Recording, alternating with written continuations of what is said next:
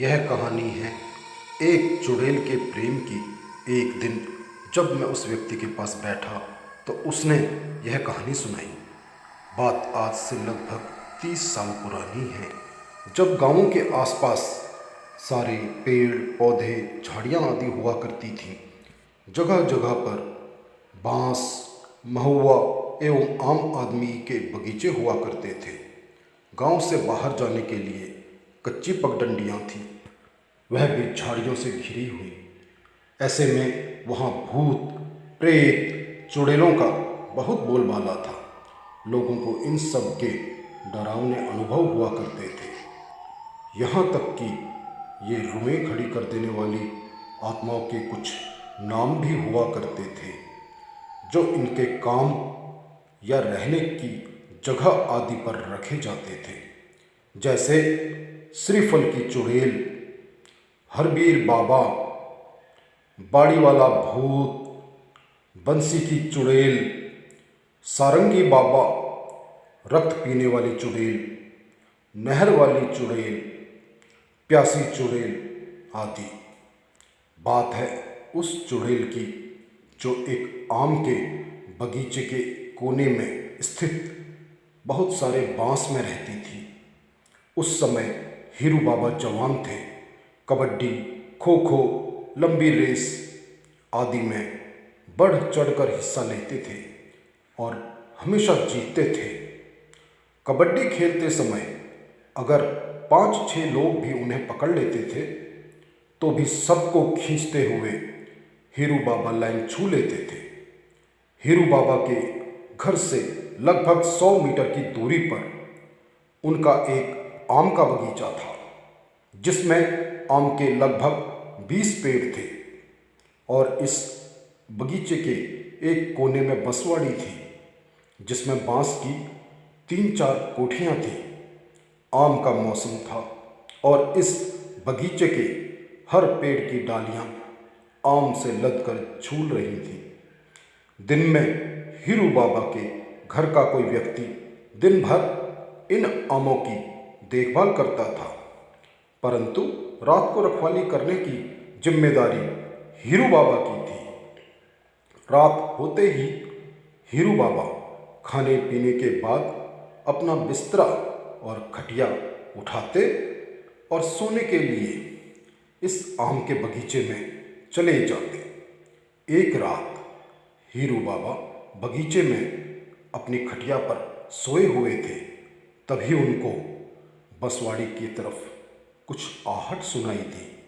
हीरू बाबा तो जग गए, पर खाट पर पड़े पड़े ही अपनी नज़र बसवाड़ी की तरफ घुमा दी।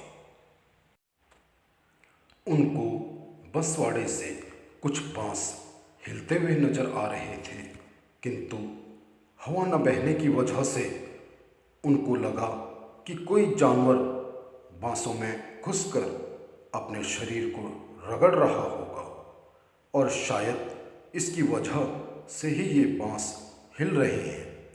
इसके बाद हीरू बाबा उठकर खटिया पर ही बैठ गए और अपनी लाठी उठा ली। अभी हीरू बाबा कुछ बोलते उससे पहले ही बसवाड़ी से एक औरत निकलती दिखाई दी। उस औरत को देखते ही हीरू बाबा की सांसें तेज हो गईं और वे सोचने लगे कि इतनी रात को कोई औरत इस बसवाड़ी में क्या कर रही है। जरूर कुछ गड़बड़ है। अभी वो कुछ सोच ही रहे थे कि वह औरत उनके पास आकर खड़ी हो गई। हीरू बाबा तो हतप्रभ थे, उनके मुंह से आवाज़ भी नहीं निकल पा रही थी, परंतु कैसे भी हिम्मत करके उन्होंने पूछा, तुम कौन हो और इतनी रात को यहाँ क्या कर रही हो। हीरू बाबा की बात सुनकर वह औरत जोर से हंसी और बोली, मैं एक औरत हूँ और इसी बसवाड़ी में रहती हूँ। बहुत दिनों से मैं तुमको यहाँ सोते हुए देख रही हूँ और धीरे धीरे मुझे तुमसे प्यार हो गया है। मैं हमेशा के लिए तुम्हारी बनकर रहना चाहती हूँ। हीरू बाबा को यह समझते देर नहीं लगी कि यह तो वही चुड़ैल है जिसके बारे में लोग बताते हैं कि इस बगीचे में काफ़ी साल पहले एक घुमक्कड़ मदारी का परिवार आकर लगभग 3-4 महीने रहा था। और एक दिन कुछ लोगों ने उस मदारी के परिवार की एक 10-11 साल की बालिका को इसी बसवाड़ी में मृत पाया था। और मदारी परिवार वहाँ से अपना बोरिया बिस्तर लेकर गायब हो गया था। और वही बालिका अब चुड़ैल बन गई थी, क्योंकि उसकी हत्या गला दबा गई थी। हीरू बाबा अब तक धीरे धीरे अपने डर पर काबू पा चुके थे। वो उस चुड़ैल से बोले कि तुम ठहरी मरी हुई आत्मा और मैं जीता जागता इंसान। तुम बताओ मैं तुमको कैसे अपना सकता हूँ। हीरू बाबा की बात सुनकर वह चुड़ैल गुस्से में बोली, मैं कुछ नहीं जानती। अगर तुम मुझे मना करोगे तो मैं तुम्हें मार डालूंगी।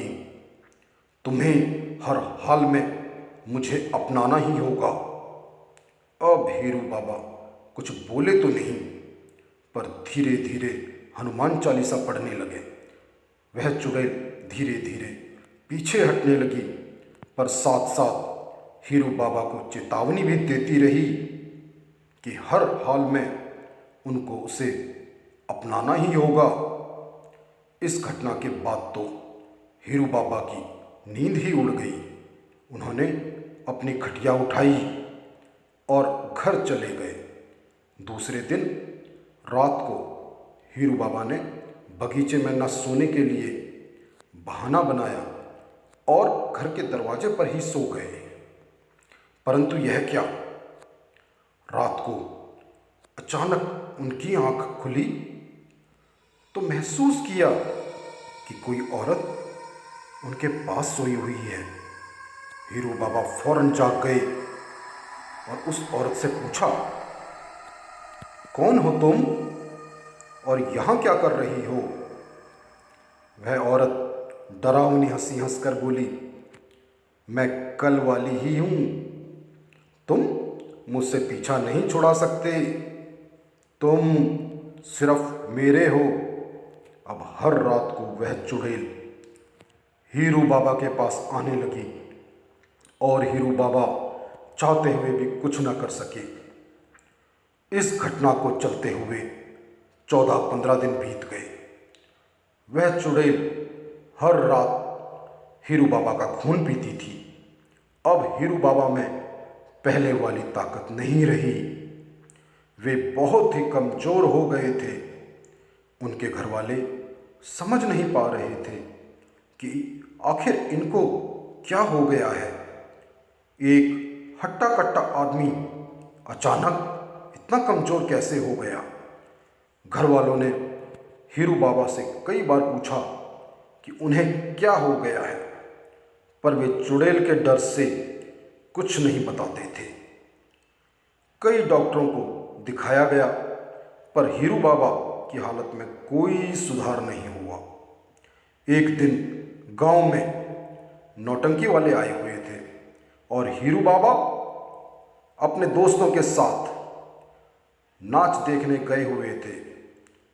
जहां नाच हो रहा था वहां पान की दुकान भी लगी हुई थी। हीरू बाबा ने वहां से पान लगवाकर एक बीड़ा खा लिया और 2 बीड़ा लगाकर बांध कर देने के लिए कहा। पान वाले ने 2 पान के बीड़े कागज में लपेटकर हीरू बाबा को दे दिए। नाच देखने के बाद हीरू बाबा घर आए और सोने से पहले एक बीड़ा पान निकालकर खा लिया और दूसरे बीड़े को वैसे ही लपेटकर जेब में रख लिया। उस रात हीरू बाबा के साथ एक चमत्कार हुआ और वह चुड़ैल उनके पास नहीं आई। सुबह हीरू बाबा जागे तो बहुत खुश थे। उनको लगा कि पान लेकर सोने की वजह से वह चुड़ैल उनके पास नहीं आई। उन्होंने अपने पास रखे दूसरे पान के बीड़े को खाया नहीं और दूसरी रात भी उसको जेब में रखकर सोए। उस रात वह चुड़ैल तो आई, पर इनकी खाट से कुछ दूर खड़ी होकर चिल्लाने लगी। हीरू बाबा की आंख खुल गई और वो उठकर बैठ गई। उस चुड़ैल ने गुस्से में कहा कि तुम्हारी जेब में जो पान लपेटा हुआ कागज है उसको निकाल के फेंक दो। पर हीरू बाबा ने ऐसा करने से मना कर दिया। कई कोशिशों के बावजूद भी जब वह चुड़ैल अपने मकसद में कामयाब नहीं हुई तो रोते हुए बंसवाड़ी की ओर चली गई। अब हीरू बाबा को नींद नहीं आई। उन्होंने टॉर्च जलाकर पान लपेटे हुए उस कागज को देखा। उनको यह देखकर बहुत अचरज हुआ कि पान जिस कागज में लपेटा हुआ था वह कागज किसी अखबार का भाग था और उसमें हनुमान यंत्र बना हुआ था। अब हीरू बाबा को समझ आ गया था कि पान की वजह से नहीं अपितु हनुमान जी की वजह से उन्हें उस दुष्ट चुड़ैल से छुटकारा मिल गया है।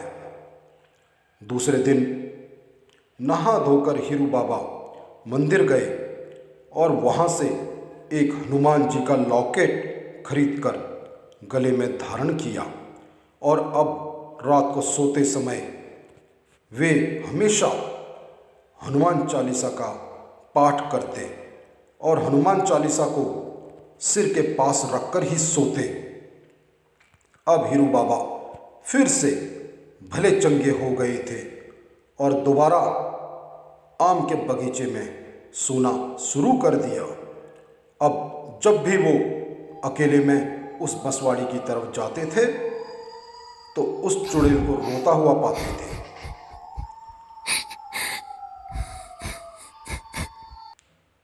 जय बजरंगबली जी की। धन्यवाद दोस्तों।